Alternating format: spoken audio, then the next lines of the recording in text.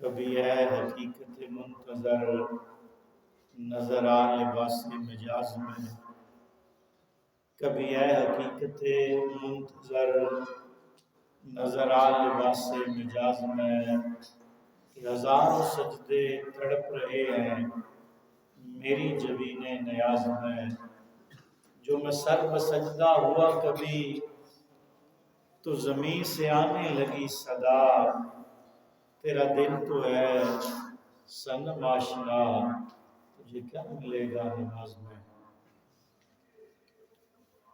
اب ابھی ذکر کار فلسطین کے حوالے سے ہماری گفتگو کا سلسلہ جاری و ساری ہے، اور ابھی یہ جمعے سے کوئی 20-25 منٹ پہلے کی بات ہے کہ وہ جنگ بندی جو ہوئی تھی 7 دن کے لیے وہ ختم ہو گئی ہے اور جنگ دوبارہ شروع ہو گئی۔ جنگ شروع ہی رہتی ہے، جنگ کبھی ختم، حق اور باطل ہمیشہ دست و گریباں رہتے ہیں۔ یہ لڑائی روز ازل سے جاری ہے، آج تک بھی جاری ہے اور قیامت تک یہ لڑائی جاری اور ساری رہے گی۔ لیکن سوال یہ ہے کہ اس لڑائی میں اور آپ کہاں کھڑے ہیں؟ کیا ہم حق والوں کے ساتھ ہیں؟ کیا ہم خیر والوں کے ساتھ ہیں؟ آج نا سورہ مائدہ کی 2 آیات مبارکہ میں نے آپ کی توجہ کے لیے عرض کرنی ہے، اور پھر ایک پیغام آپ کی خدمت میں اس مختصر وقت میں عرض کرنا ہے۔ یہ جو آیت مبارکہ میں نے خطبے کی زینت بنائی ہے، یہ سورہ مائدہ کی آیت نمبر 21 ہے، جس کے اندر اللہ کریم فرماتے ہیں موسیٰ علیہ السلام کو کہ انہیں کہو یا قوم ادخلوا، اے میری قوم داخل ہو جاؤ، الارض المقدسۃ التی کتب اللہ لکم، اس زمین کے اندر جو اللہ نے تمہارے لیے لکھی ہے۔ کس نے لکھی ہے؟ اور یہ زمین کس کی ہے؟ یہ اللہ کی زمین ہے نا، اس کا مالک کون ہے؟ اللہ کی ذات ہے۔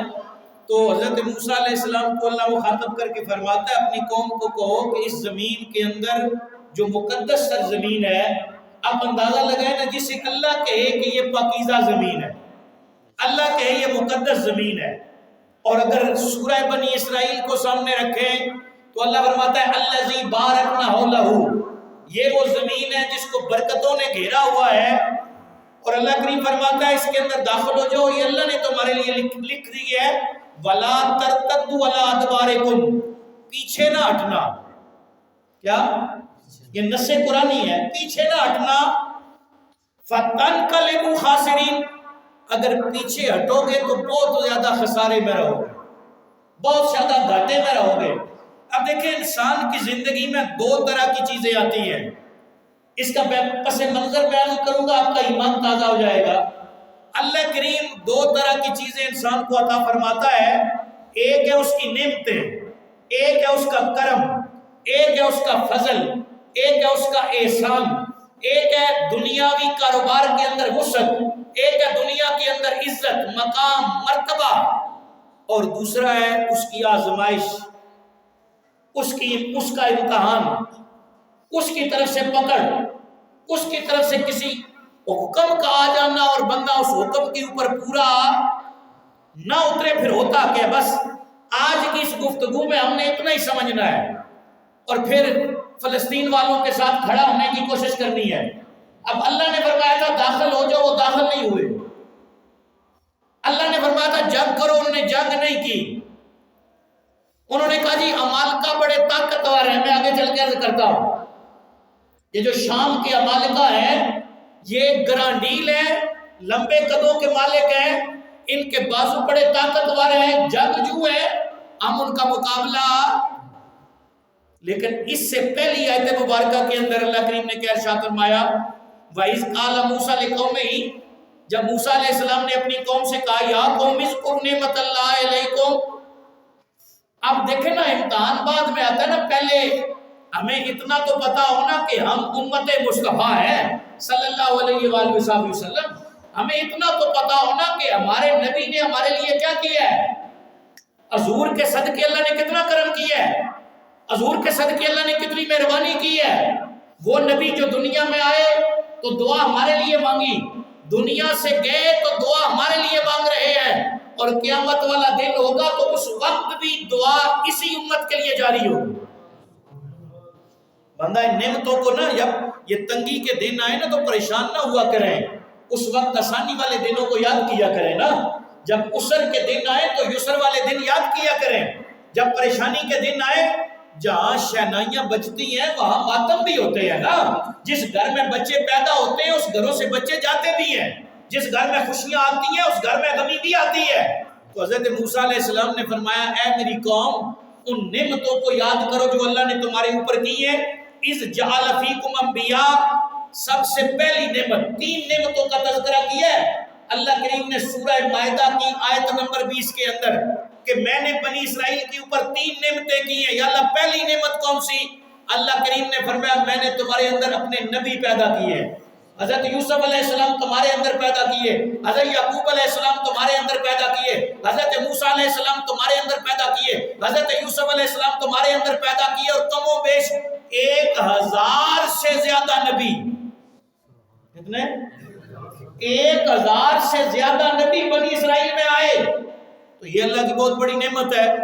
پھر وَجَعَلَكُمْ مُلُوكًا، ہم نے تمہیں سرداری دی، ہم نے تمہیں سلطنت دی، ہم نے تمہیں حکومت دی، ہم نے تمہیں بادشاہ دی، ہم نے تمہیں دنیا کی وجاہت عطا فرمائی۔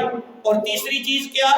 آقا کریم علیہ السلام کے غلام اللہ فرماتا ہے وَآتَاكُمْ مَا لَمْ يُؤْتِ أَحَدًا مِّنَ الْعَالَمِينَ، اور میں نے تمہیں وہ کچھ دیا ہے جو تم سے پہلے کسی اور کو، جو تم سے، میں نے ترجمہ کیا کیا، جو تم سے، اس لیے کہ بعد میں آنے والا بڑی شان والا ہے، بعد میں آنے والا بڑی عظمت والا ہے، بعد میں آنے والا وہ ہے جس کے صدقے اللہ نے پہلے والوں کو بھی عزت عطا فرمائی ہے، اور اسی کے صدقے اللہ بعد والوں کو بھی عزت عطا فرمائے گا۔ تو کتنی چیزوں کا تذکرہ کیا قرآن نے؟ 3 چیزوں کا، ایک تمہارے اندر نبوت، دوسری تمہیں بادشاہ دی، اور تیسری تمہیں نعمتیں دی۔ نعمتیں کون سی؟ انہوں نے کہا موسیٰ ہم اللہ کی بڑی پیاری قوم ہے، اللہ کو ہم سے بڑی محبت ہے، تو یہ کھانا پکانا ہمارے بس کی بات نہیں، کھانا پکانے میں وقت لگتا ہے، اپنے رب کو کہے کہ ہمارے لیے کوئی پکا پکایا کھانا، کوئی پکا پکایا کھانا۔ تو اللہ کریم نے من و سلوہ نازل کر دیا۔ کیا نازل کیا؟ بولے، اور من و سلوہ کیا ہے؟ کبھی اس کے اوپر غور کیا آپ نے؟ یہ من اور سلوہ یہ 2 کون سی چیزیں ہیں؟ من ایک ایسی چیز تھی جو میٹھی تھی، بالکل باریک قسم کی، اور یہ صبح شبنم کی طرح برستی تھی، اور ہر بندے کے لیے 4 کلو، کتنی؟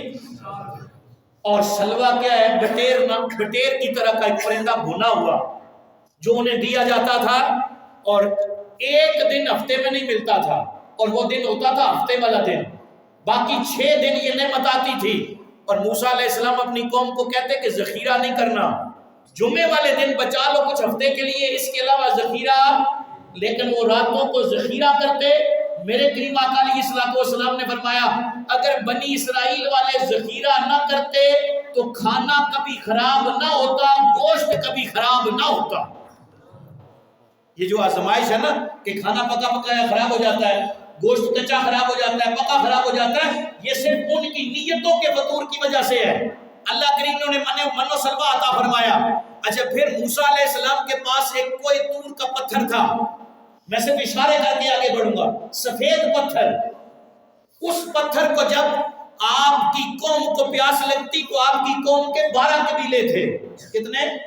ان 12 قبیلوں کے لیے موسیٰ علیہ السلام جنتی عصا مارتے اس پتھر پر، اس چھوٹے سے پتھر سے 12 چشمے جاری ہو جاتے، ہر قبیلہ اپنے چشمے سے پانی پی لیتا جب بھی پیاس لگتی۔ اور یہ کوئی ایک وقت کا واقعہ نہیں، جب بھی پیاس لگتی قوم موسیٰ کو انہیں اس پتھر سے پانی دیا جاتا۔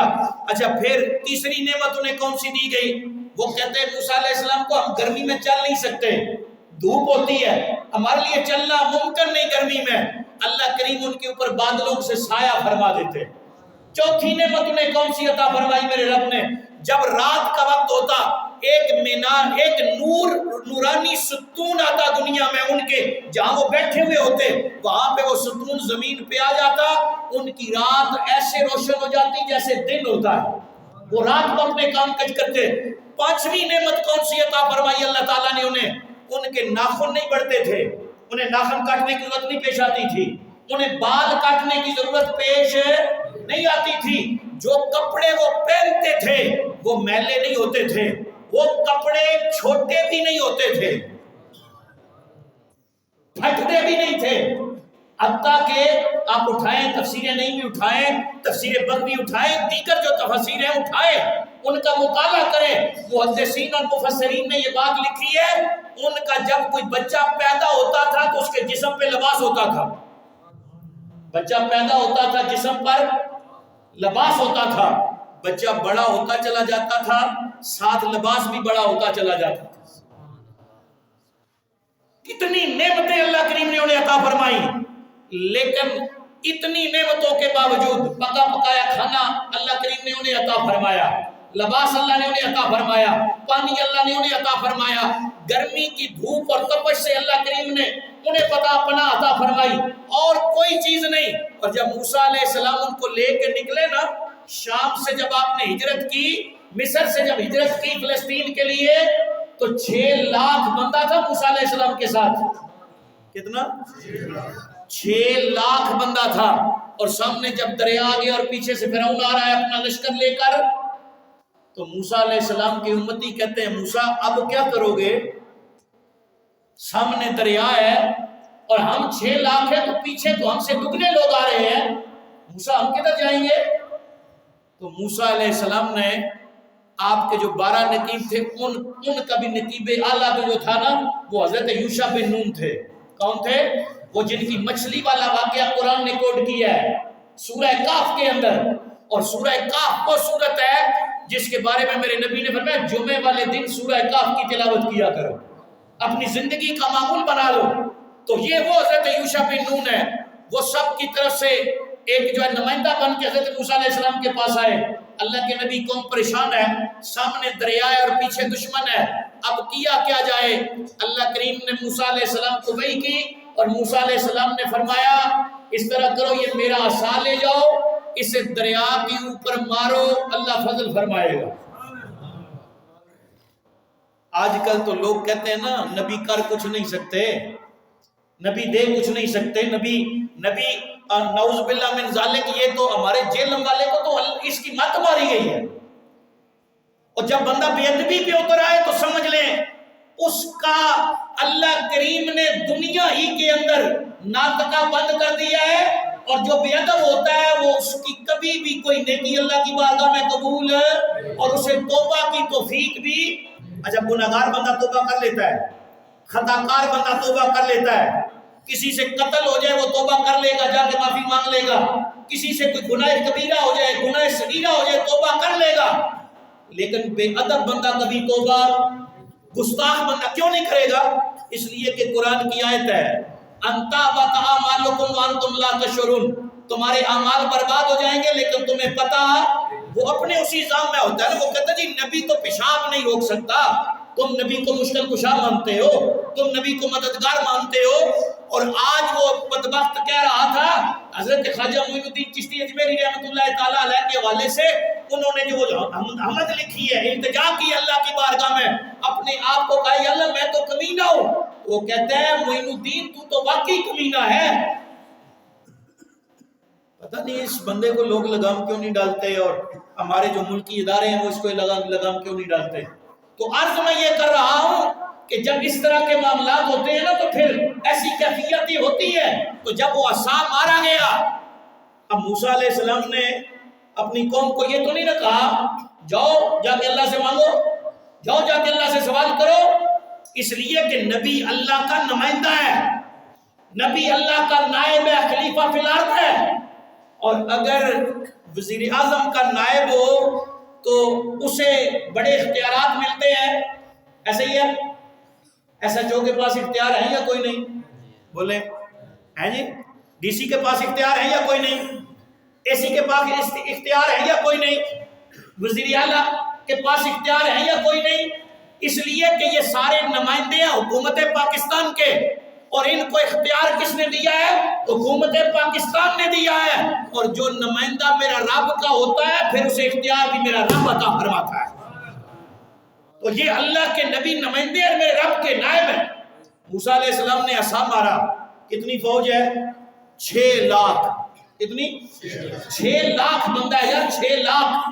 جب موسیٰ علیہ السلام نے عصا مارا 12 رستے بنے، کتنے؟ گویا 50,000 لوگوں کے لیے ایک رستہ بن گیا۔ ابھی وہ رستہ بنا تھا، ہوا چلی، وہ نیچے جو کیچڑ تھا وہ بھی خشک ہو گیا۔ موسیٰ علیہ السلام نے اپنی قوم کو اشارہ کیا، قوم ان رستوں سے گزر رہی ہے، دریا کراس کیا۔ اللہ کا قرآن ہے، کوئی انکار نہیں کر سکتا، نص قرآنی ہے، کوئی انکار کی کسی کی مجال نہیں، کوئی دم مارے۔ موسیٰ علیہ السلام دریا پار کر گئے۔ پیچھے سے فرعون نے کہا چلو تم بھی اسی رستے سے چلو، لیکن اسے یہ نہیں پتا جو رستہ نبی کے لیے ہوتا ہے وہ کافروں کے لیے نہیں ہوتا۔ جب وہ دریا کے اندر آیا، دریا آپس میں مل گیا، اس وقت اس نے بڑی توبہ کی، بڑی معافی مانگی، لیکن اس وقت کی توبہ قابل قبول نہیں جب روح یہاں پہ پہنچی ہوئی ہو، جب یہاں پہ سانس اٹکی ہوئی ہو۔ اچھا وہ دریا بھی ابھی اتنی نعمتیں جب اللہ نے عطا فرما دی، اس دریا کو پار کیا قوم موسیٰ نے۔ آج ہم بھی دریا کے پار کھڑے ہیں، اب اس سے آگے کا مضمون آپ کے لیے ہے۔ جب دریا پار کیا نا، اتنی نعمتوں کا سارا سلسلہ ہو گیا، تو اللہ کریم نے فرمایا موسیٰ علیہ السلام کو اپنی قوم کو کہو ادخلو، داخل ہو جاؤ۔ کہاں؟ الارض المقدسۃ التی، اس پاک زمین کے اندر جو اللہ نے تمہارے لیے لکھ دی ہے۔ تو موسیٰ علیہ السلام نے 12 نقیبوں کو بھیجا کہ جاؤ، جا کے عمالقہ کا ملک شام کا مطالعہ کر کے آؤ، 40 دن وہاں پہ رہو اور مجھے واپس آ کے بتاؤ وہاں کے حالات کیا ہے۔ اب جب وہ تشریف لے کے گئے، 40 دن وہاں پہ رہے، واپس آئے تو موسیٰ علیہ السلام نے فرمایا کوئی ایسی بات نہ کرنا جو قوم کے دل کو توڑ دے۔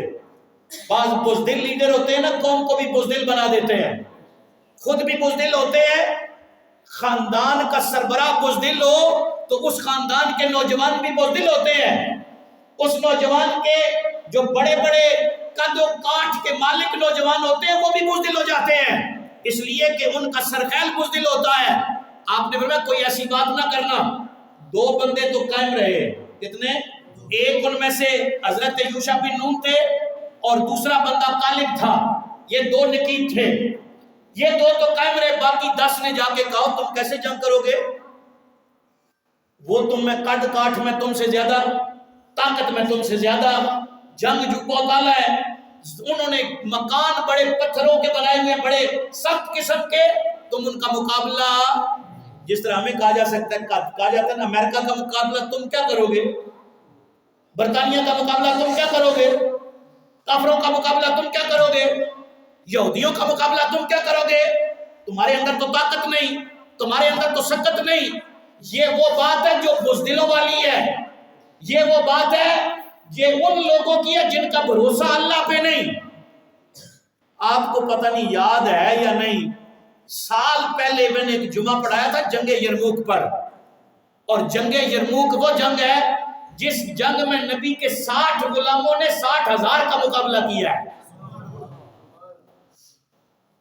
لیکن ہم اعداد و شمار پہ دیکھتے ہیں، میزائل ان کے پاس کتنے ہیں، یہ ہمارے پاس کتنے ہیں، جہاز ادھر کتنے ہیں، ادھر کتنے ہیں، ایٹم ادھر کتنا ہے، ادھر کتنا ہے، سہولتیں ادھر کتنی ہیں، ادھر کتنی ہے۔ اگر بات سہولتوں کی ہے تو میدان بدر میں سہولتیں کدھر تھیں، اور غزوہ احد میں سہولتیں کدھر تھیں، غزوہ حنین میں سہولتیں کدھر تھیں، غزوہ خندق ہوا سہولتیں کدھر تھیں۔ ہم نے تو بچپن سے پڑھا اور سنا ہے، جب پہلی جنگ ہوئی کفر اور اسلام کی، ایک طرف 313 تھے اور دوسری طرف 1000 سے زیادہ کا لشکر تھا، ادھر تلواریں نہیں تھی، ادھر گھوڑے نہیں تھے، ادھر زریں نہیں تھی، ادھر بھالے نہیں تھے، ادھر فقط تکیہ اپنے رب کے اوپر تھا، بھروسہ اپنے رب کے اوپر تھا، توکل اپنے رب کے اوپر تھا، اور رب کا یہ وعدہ ہے ان تنصروا اللہ ینصرکم ویثبت اقدامکم، سورہ محمد 26واں پارہ، میرا رب فرماتا ہے اگر تم اللہ کی مدد کرو گے اللہ تمہاری مدد کرے گا، لیکن تم اللہ کی مدد کے لیے تیار تو ہو جاؤ۔ تو 40 دن وہ رہ کے آئے کہا جی بڑے ظالم ہیں وہ، بڑے جابر ہیں، بڑے سخت ہیں، بڑے جنگجو ہیں، وہ تم بڑے کمزور، ان کا مقابلہ نہیں کر سکتے۔ لشکر کے اندر بددلی پھیل گئی۔ یوشع بن نون نے کہا اللہ کو بندو ایسا نہ کرو، وہ تم اللہ کے نام پہ نکلو تو صحیح، اللہ تمہیں کامیابی عطا فرمائے گا، لڑنے کے لیے تیار تو ہو جاؤ۔ وہ قوم جس کے اوپر نعمتوں کی بارش ہے، جو میں نے آپ کی خدمت میں عرض کی، آگے سے پتہ ہے کیا کہتی ہیں؟ وہ کہتی ہیں موسیٰ تم اور تمہارا خدا جاؤ نہ، جا کے لڑو، جب فتح ملے گی ہم بھی آ جائیں گے۔ آج ہمارے کانوں میں بھی ایسی آوازیں پڑتی ہیں، اللہ نہیں ہے، ہم مدد کریں یا نہ کریں تو اللہ مدد کرے نا۔ اللہ اس وقت بھی مددگار تھا جب کوئی نہیں تھا، اس نے ابابیل بھیج کے کعبے کو بچایا تھا۔ لیکن ہم یہ جو اربوں خربوں میں اور کہتے ہیں لا الہ، بولے نا کیا کہتے ہیں؟ اللہ کے